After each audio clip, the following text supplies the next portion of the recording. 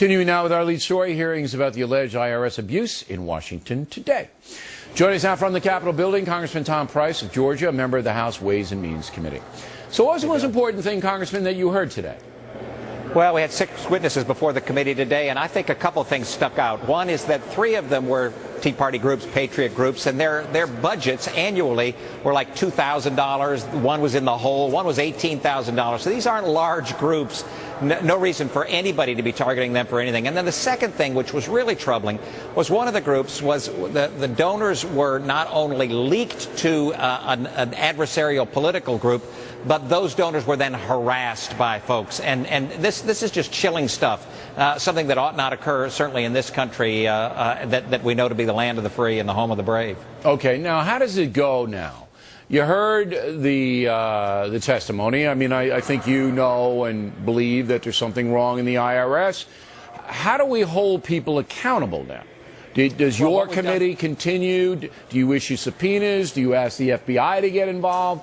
Tell the folks where it goes. Couple things. One, the Treasury Inspector General is continuing now an investigation. Before it was just an audit. Now the investigation moves forward.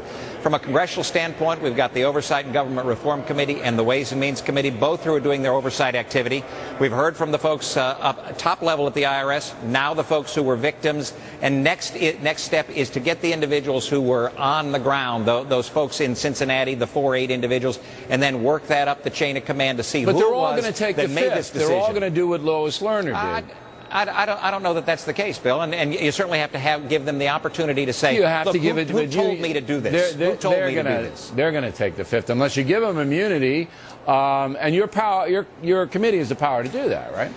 We can subpoena them and provide that immunity. And again, at some point, likely a special prosecutor, because if there's criminal activity, I believe there likely was, but if there's criminal activity, Congress can't prosecute that. No, that's not your job. That's not your job. Right. But remember, they have to tell you the truth under oath, or that's a crime as well. Exactly. So I agree with you that the FBI FBI is going to have to get involved with this. But are you surprised that the White House hasn't been more forthcoming? As I said in the Talking Points memo, tell us what the 157 meetings were. You know what they were. They know why Shulman was up there. Shouldn't they just throw it out there? Absolutely. And why they're bleeding this out day after day after day is beyond me. They ought to throw the whole amount of information. They need to come clean with the American people. Say who was in those meetings, what was discussed, what was it. Exactly, and we'll get to the bottom of this, I promise you.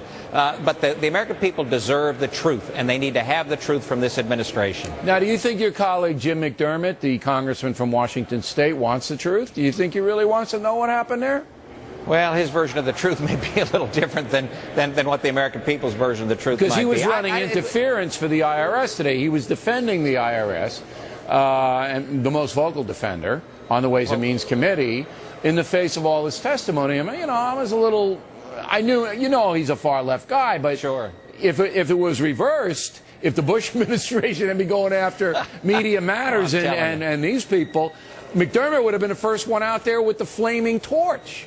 Absolutely amazing. What he was doing was saying that because the individuals came to the IRS and asked for tax-exempt status, that it was their fault that these things happened. It really was phenomenal. But, do you talk to him, though? Do you say, what are you doing, Jim? Do you have those kind of... What does he say? Absolutely. Well, as you know, he's a far-left guy, and so he says, look, y'all are interested in conspiracies and all this stuff, but the fact of the matter is this was wrong what the IRS did. I believe it to be illegal. I believe that we will prove that. It's also important for people to concentrate and recognize that the IRS is the enforcement arm for the ACA, for the Affordable Care Act, for Obamacare. Sure. We can't allow that to move forward, and we've introduced a bill, H.R. 2009, that will preclude the IRS from either implementing or enforcing any aspect of the ACA. Got a lot of traction with it, and we hope it moves forward rapidly. You'll never get it through the Senate, though. You know that. All right, Congressman, thanks very much. We appreciate it.